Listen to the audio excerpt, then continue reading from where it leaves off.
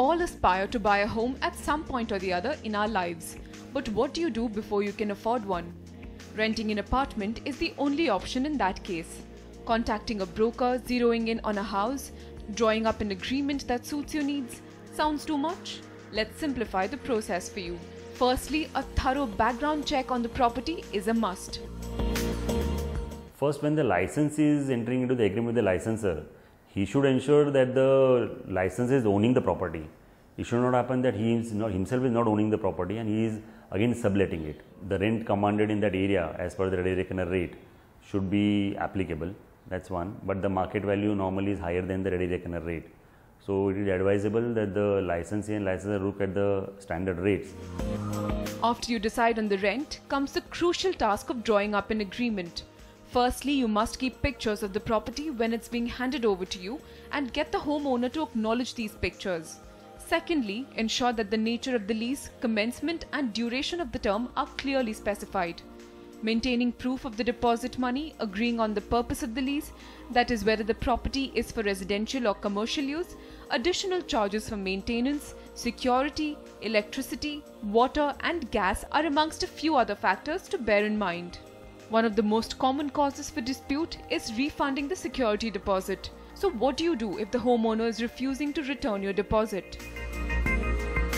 Sometimes there is a misappropriation of deposits also, and in spite of the licensee paying the rents in advance, the licensor still doesn't return the deposits. Then you have to go to the court, because first we need to give legal notice, and if the person doesn't pay a heed to the legal notice, then we directly go to the court, which goes under the Maharashtra Rent Control Act, and that it's under small causes in Mumbai. One tricky question that tenants are faced with every time they renew their agreement is, do they need to pay the brokerage again? There is no certain law which says, that you need to pay the brokerage again.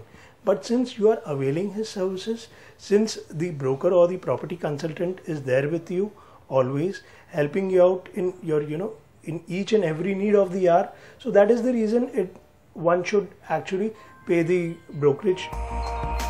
Today, with most aspects of real estate going online, be it booking a flat, registration or even payment, drawing up a home rental agreement too is no big task.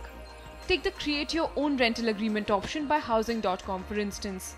Here you can key in your basic details like landlord and tenant names, address, size of the property, payable rent and security deposit. All you have to do is pay the stamp duty costs and service tax and voila! Your agreement arrives at your doorstep within 2 days' time.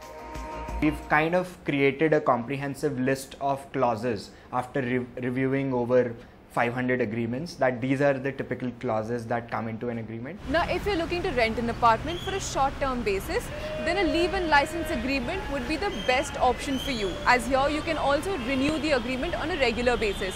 However, if it's long-term that you're looking at, then a lease deed would be a better option.